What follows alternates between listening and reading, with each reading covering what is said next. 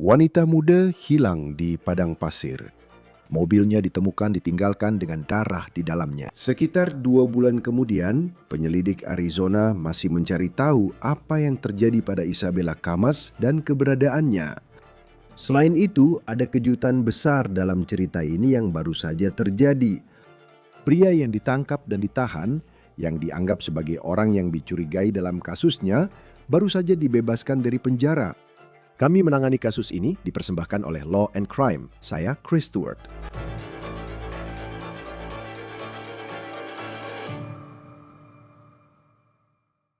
Baik teman-teman, sebentar saja. Ini konten kejahatan nyata.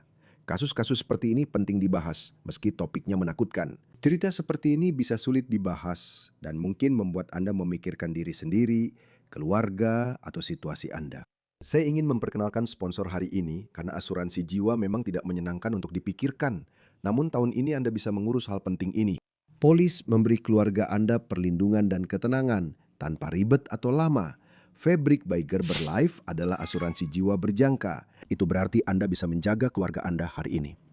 Ini dibuat untuk orang tua sibuk seperti Anda. Secara online, sesuai jadwal Anda, langsung dari sofa Anda. Dapatkan perlindungan dalam 10 menit tanpa pemeriksaan kesehatan. Jika Anda muda, sehat, dan punya anak, segera kunci tarif rendah sekarang. Fabric menyediakan polis berkualitas dan fleksibel sesuai anggaran keluarga, serta jaminan uang kembali 30 hari. Bergabunglah dengan ribuan orang tua yang mempercayai Fabric untuk melindungi keluarga.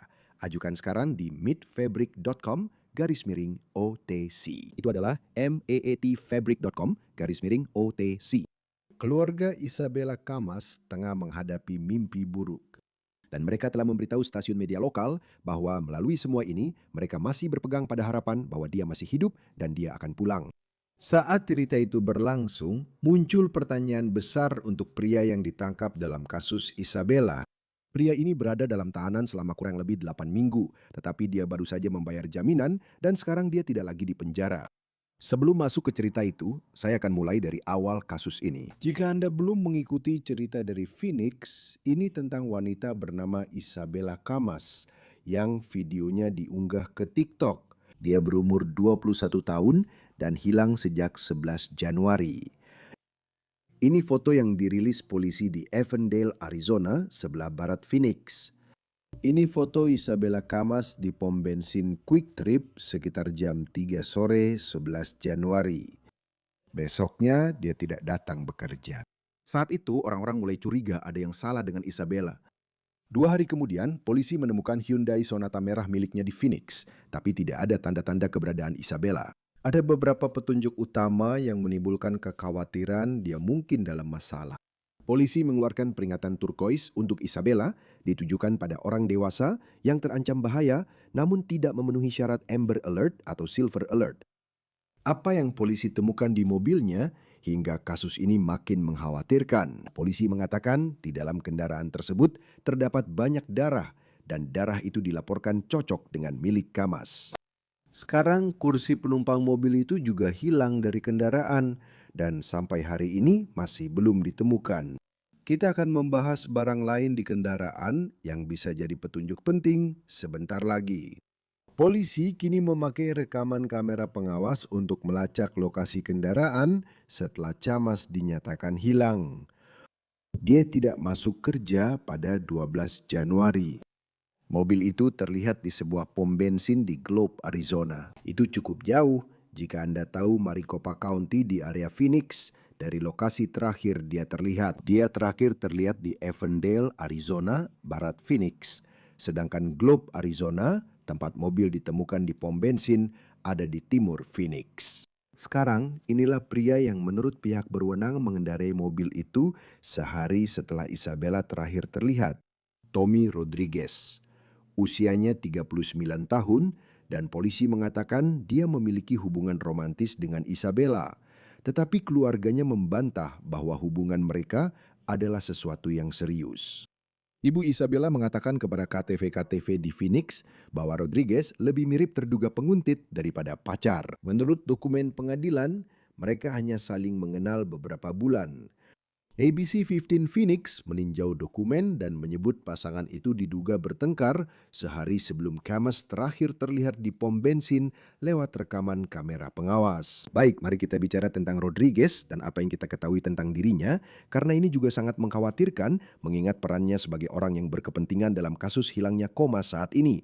Karena pria ini memiliki masa lalu yang penuh kekerasan. Media lokal melaporkan pada 2002, Rodriguez yang baru berusia 15 tahun menembak dan membunuh seorang mahasiswa keperawatan di Phoenix. Dia mengaku bersalah atas pembunuhan tingkat 2 dan dipenjara lebih dari 12 tahun. Namun usai keluar penjara, masalah hukumnya tetap berlanjut. Tahun 2020, Rodriguez yang sedang bebas bersyarat ditangkap atas tuduhan penyerangan berat dengan senjata mematikan terhadap mantan pacarnya. 12 News Phoenix memiliki dokumennya dan inilah yang mereka laporkan tentang kasus itu. Rodriguez mencoba menghalangi pacarnya dan anak-anaknya keluar dari sebuah rumah dengan mobilnya. Saat itu mantan pacar wanita itu muncul, melihat Rodriguez bertengkar dengannya dan diduga mencoba menghalangi. Saat itu Rodriguez ke mobil, mengambil parang dan palu, lalu berjalan ke mantan pacar wanita itu. Setelah semua ini terjadi, situasinya menakutkan. Pacar wanita dilaporkan enggan menuntut karena takut akan keselamatan keluarganya. Dia memberitahu polisi bahwa terdakwa baru bebas dari penjara karena kasus pembunuhan, cemburu, dan bertindak seperti penguntit. Kasus itu kini tak terkait dengan kasus di mana dia orang yang patut diduga soal Isabella Camas. Namun saat Anda mendengar pernyataan itu, rasa takut yang ditimbulkannya pada wanita yang dikencani tahun 2020 membuat Anda memikirkan detail kasus dan pertanyaan yang belum terjawab hingga kini. Dalam kasus Isabella, Tommy Rodriguez ditangkap atas tuduhan mencuri dan merusak kendaraannya. Tetapi tidak ada tuduhan lain sampai saat ini karena pencarian Isabella Camas masih berlanjut. Media lokal di Arizona mengatakan bahwa Rodriguez belum memberikan jawaban kepada penegak hukum tentang di mana Isabella mungkin berada. ABC 15 mengatakan dokumen pengadilan menuduh bahwa penyidik juga menemukan kantong sampah, jeriken bensin, dan terpal di dalam kendaraannya. Pelapis bagasi kendaraan juga sudah hilang. Ada bagian lain dari cerita ini yang ingin saya bahas. Dalam banyak kasus orang hilang, ponsel atau perangkat elektronik sangat membantu melacak seseorang. Nah, petunjuk besar dalam kasus ini, kemungkinan besar seiring kasus ini berjalan, adalah bahwa ponsel Camas diduga dimatikan secara manual, lalu ditemukan dibuang di pusat daur ulang. Polisi menangkap Tommy Rodriguez pada 15 Januari terkait dengan Isabella Camas. Namun ingat, itu hanya untuk 2 tuduhan, diduga mencuri dan merusak mobilnya. Dia tidak menghadapi tuduhan lain dalam kasus ini. Polisi masih membangun kasus, namun sekitar 2 bulan setelah Isabella hilang, belum ada tanda keberadaannya. Sekarang mereka harus melanjutkan kasus ini tanpa Rodriguez dalam tahanan. Sebelumnya, ia ditahan dengan 2 jaminan, masing-masing $25.000. Dan salah satu jaminan tersebut kabarnya terkait dengan ketidakpatuhan terhadap persyaratan masa percobaannya yang berhubungan dengan kasus penyerangan tahun 2020. Sekarang dia sudah bisa bayar jaminan dan bebas, tapi dipantau GPS. Berikut pernyataan dari kantor pembela umum kepada ABC-15 setelah Tommy Rodriguez membayar jaminan yang menyatakan bahwa Tuan Rodriguez sudah tidak lagi ditahan. Mohon hormati privasi beliau dan keluarga selama masa ini. Kasus ini masih berada pada tahap awal dan penting agar proses hukum dibiarkan berjalan sebelum kesimpulan diambil. Tuan Rodriguez didampingi penasihat hukum dan semua pertanyaan sebaiknya ditujukan ke pengacaranya. Sistem peradilan butuh kesabaran, keadilan, dan penghormatan pada asas praduga tak bersalah selama bukti ditinjau dan kasus berjalan. Perlu dicatat, Rodriguez belum jadi tersangka, tapi polisi Arizona menyebutnya orang yang menjadi perhatian dalam kasus Isabella. Ibu Isabella memberi wawancara ke televisi KTVK lewat telepon dan menyatakan bahwa dia yakin Rodriguez mengejar putrinya, namun menegaskan keduanya tidak berpacaran. Kami berbicara dengan beberapa temannya yang semuanya khawatir saat ia berhubungan dengan Tommy. Dia sering bersama teman-teman perempuan atau sekolahnya, Lalu Tommy tiba-tiba muncul dan membuat keributan karena sangat cemburu. Itu yang disampaikan Ibu Isabella saat wawancara di stasiun televisi. Sekarang Isabella adalah seseorang yang menurut keluarganya sangat mencintai mereka. Dia sangat menyayangi hewan. Dia juga menyukai dunia fashion. Dan ibunya mengatakan bahwa dia terus berdoa agar putrinya masih hidup. Siapapun yang tahu keberadaan atau kejadian pada Isabella Camas diminta menghubungi kepolisian Avondale, Arizona 23333 7000 atau 480. Witness Isabella berpostur 160 cm, 50 kg, berambut merah muda, dan bermata coklat.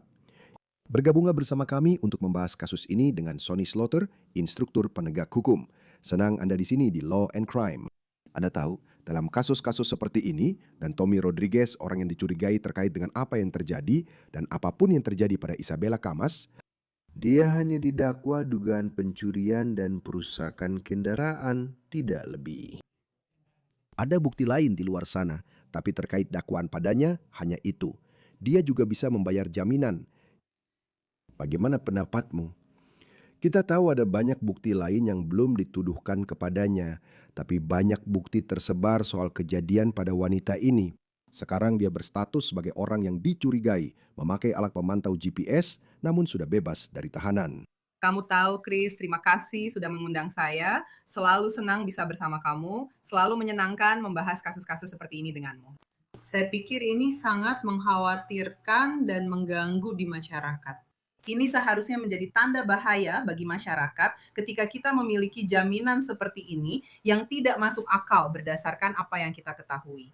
Kita memang belum tahu segalanya, tapi dari investigasi tampak ada ketidaksesuaian antara hilangnya wanita muda ini dan mobilnya, serta belum jelas apakah dia hilang bersama mobil atau tidak. Saya kurang paham soal itu, tapi faktanya dia punya dan merusaknya. Dia punya riwayat panjang, sangat panjang, sejak dia masih remaja, di mana dia melakukan pembunuhan, dan dia memang punya riwayat kekerasan seperti itu. Saya khawatir hakim bahkan mempertimbangkan untuk memberinya jaminan $5.000.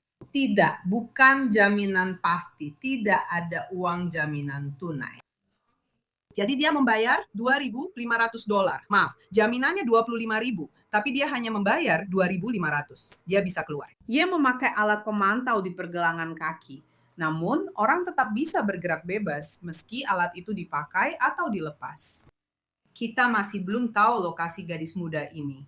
Situasinya mengkhawatirkan dan menurut saya komunitas harus waspada. Karena saya tahu setiap jurisdiksi berbeda-beda. Dan dalam kasus ini dia tidak menghadapi dakwaan. Dan kita tidak tahu apa yang terjadi pada Isabella Camas. Kita tidak tahu apakah dia masih hidup. Anda tahu, tentu saja ada banyak kekhawatiran. Tapi bukan berarti dia menghadapi tuduhan pembunuhan. Ini adalah pria yang dituduh mencuri mobil. Pria yang dituduh merusak mobil. Jika dilihat di atas kertas, memang hanya itu. Sejauh mana hakim bisa melihat melampaui tulisan di dokumen itu? Jika ini saja yang didakwakan kepadanya saat ini, Anda tahu, bukan berarti ini tidak adil. Tapi maksudnya kalau dia tidak didakwa pembunuhan, kenapa dia harus ditahan lebih lama atau dengan jaminan yang lebih tinggi dari itu? Bagaimana hakim bisa sampai ke situ jika itu bukan dakwaan padanya? Itu pertanyaan bagus. Secara konstitusi, kita tak ingin hakim melebihi kewenangannya. Saya sudah menyampaikan semuanya, juga yang sebelumnya saya katakan.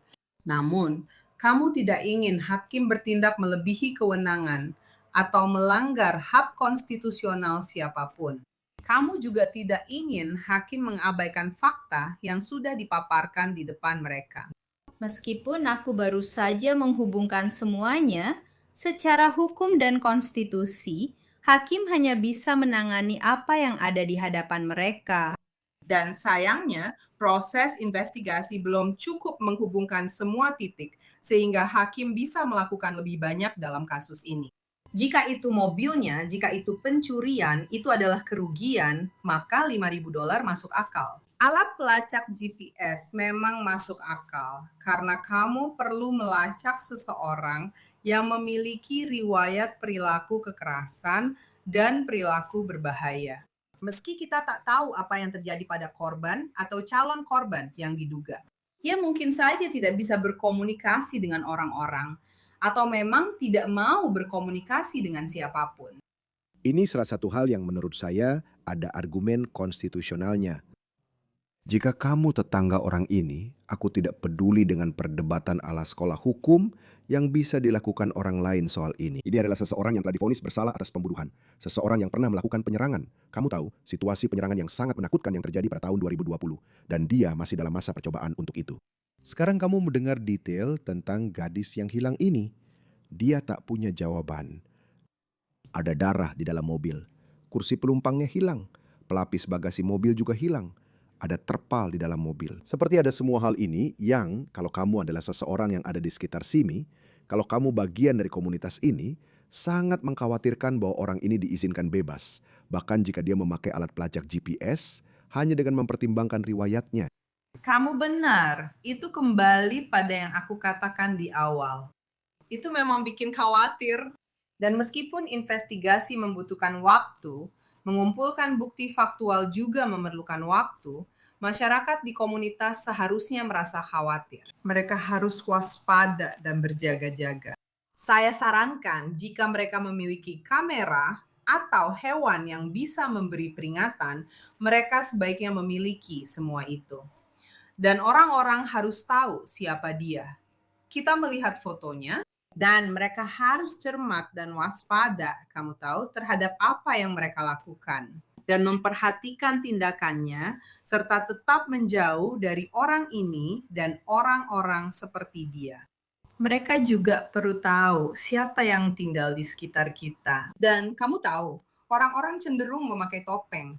Tapi orang ini, entah dia bersalah atas pembunuhan atau tidak, memiliki kecenderungan untuk melakukan kejahatan dan perilaku kriminal. Itu seharusnya sudah cukup untuk komunitas.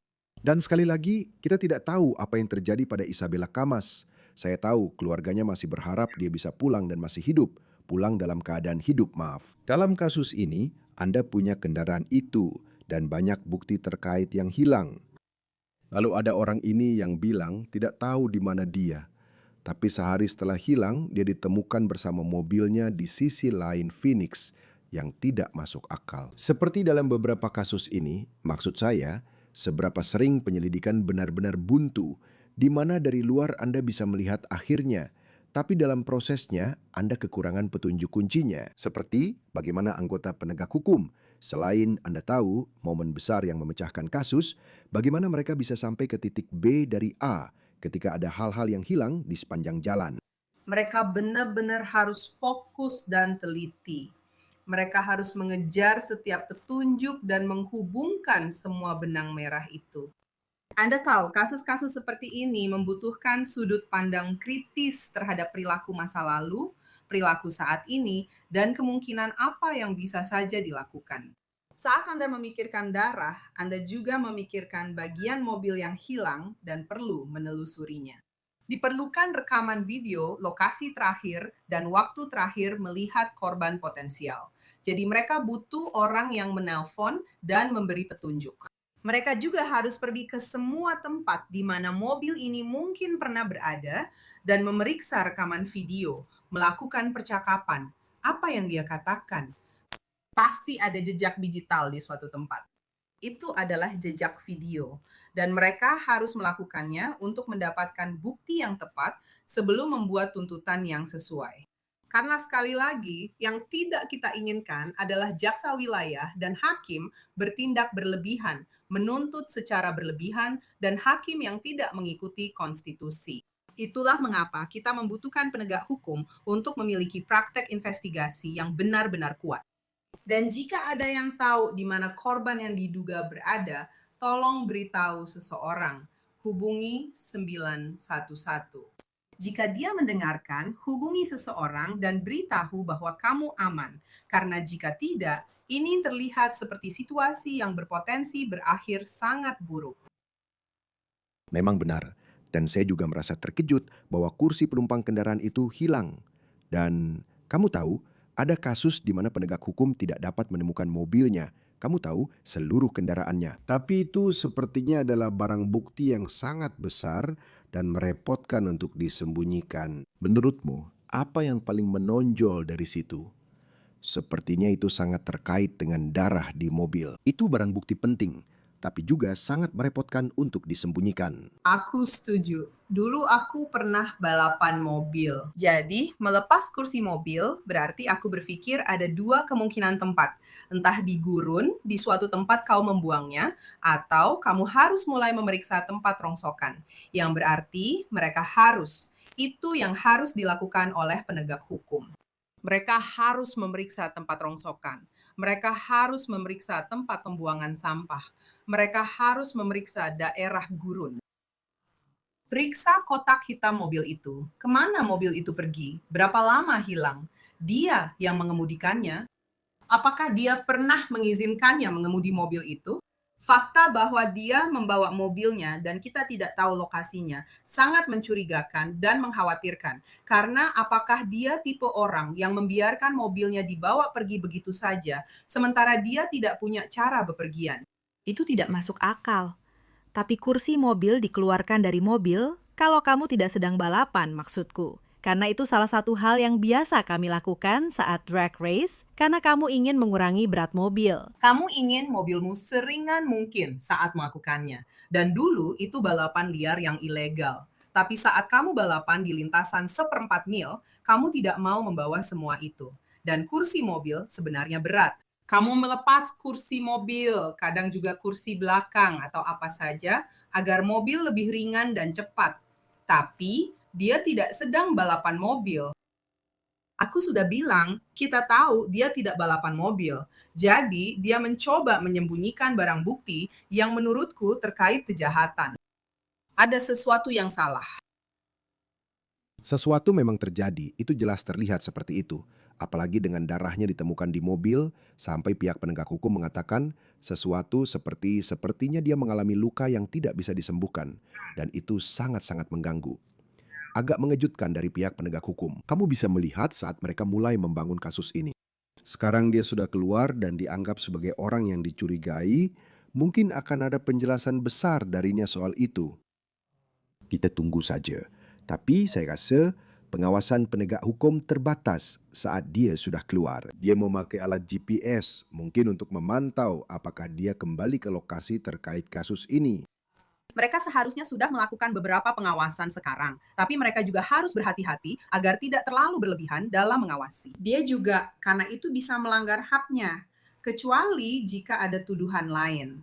Jadi, mereka berhak menghentikan dan menanyakan beberapa pertanyaan. Dia pernah melanggar perintah pengadilan dan punya riwayat.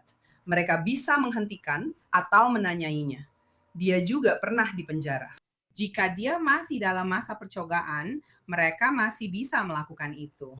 Tapi mengikuti dia dan mencoba mengidentifikasi di mana dia sebelumnya, semua hal itu sangat penting.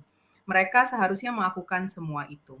Dan petugas GPS yang memantau dia, mereka benar-benar harus fokus. Karena kadang-kadang orang yang dipantau dengan GPS tidak diawasi sebagaimana mestinya. Mereka bisa melepas alat pemantau, seharusnya melapor, hadir di tempat dan waktu tertentu, dan petugas perlu memantau semua hal itu padanya. Jadi jika kita menemukan wanita muda ini, entah dia masih hidup atau tidak, mereka bisa melacak kembali semua langkahnya saat dia memakai alat pemantau, dan kemana saja mereka mungkin pernah bersama. Dan kamu tahu, saya juga melihat riwayatnya. Dan memang ada orang-orang yang bisa bangkit kembali setelah melakukan kesalahan saat masih muda. Namun, jika kamu membunuh seseorang di usia 15 tahun pada 2002 dan hanya dipenjara 12 tahun, dan kemudian ada insiden lain pada tahun 2020 itu adalah kasus penyerangan, juga kekerasan dalam rumah tangga. Sepertinya sudah mengarah ke insiden ini, di mana dia dianggap sebagai orang yang dicurigai bahwa memang ada pola di sini. Saya rasa banyak orang di luar sana akan melihat hal seperti ini. Sepertinya dia dibiarkan mengalami insiden 2002 saat dinyatakan bersalah atas pembunuhan, lalu masih mendapat kesempatan berada dalam situasi seperti tahun 2020. Ini ada insiden lain lagi yang melibatkannya, dan rasanya bagaimana mungkin orang ini tidak dipenjara untuk waktu yang lebih lama. Saya setuju dengan semua itu. Semua pertanyaan itu membuatmu berpikir tentang apa yang sebenarnya dilakukan sistem peradilan dengan pemenjaraan massal. Dan kita ingin para pelaku kejahatan masuk penjara dan menjadi lebih baik. Tapi terkadang mereka tidak berubah. Pola perilaku benar-benar menjadi faktor prediktif dalam bagaimana mereka akan bertindak nanti. Dan inilah yang kita lihat pada individu ini. Bahwa pola perilakunya, dia memiliki kecenderungan untuk melakukan kekerasan yang lebih besar daripada kecenderungan untuk tidak melakukan pelanggaran atau menyakiti siapapun yang membuatnya menjadi ancaman. Jadi, apa yang perlu kita lakukan terhadap orang-orang yang mengancam dan melakukan kekerasan serta yang punya riwayat seperti ini? Selain diawasi, mereka seharusnya dipenjara lebih lama. Tapi Anda tak bisa memenjarakan seseorang terlalu lama karena setelah hukuman selesai, ya sudah. Namun, ini tetap individu. Saya merasa, meski tanpa semua bukti, mereka seharusnya tidak membiarkan dia bebas hanya dengan jaminan $25.000. Jaminannya bisa saja lebih tinggi. Hakim bisa menaikkan jaminan. Jaksa juga bisa menaikkan jaminan. Siapapun yang memutuskan tidak menaikkan jaminan agar dia tetap ditahan lebih lama sampai informasi lebih jelas, tetap mengkhawatirkan. Menurut saya, masyarakat perlu tahu siapa yang membuat keputusan dan bagaimana prosesnya. Semoga mereka segera menemukan gadis muda ini. Jika dia terluka sampai pada titik di mana itu sangat berbahaya, sehingga penegak hukum membuat pernyataan bahwa ini adalah sesuatu yang mungkin membuatnya tidak bisa pulih, itu berarti mereka tidak mencari penyelamatan. Mereka fokus pada evakuasi. Itu adalah evakuasi jenazah. Ya, dan ini situasi yang menyedihkan. Coba bayangkan keluarga ini sekarang. Sudah sekitar 2 bulan sejak Isabella Comas terakhir kali terlihat. Dan bayangkan apa yang mereka jalani setiap hari. Dan kita akan lihat apa yang terjadi selanjutnya dalam penyelidikan yang masih terus berlangsung ini. Sonny Slaughter, instruktur penegak hukum, selalu senang Anda hadir di Law and Crime. Terima kasih sudah hadir di sini. Terima kasih sudah mengundang saya. Itu saja untuk On The Case dari Law and Crime. Berlangganan di YouTube, Spotify, dan kini streaming di Peacock. Saya Chris Stewart, sampai jumpa.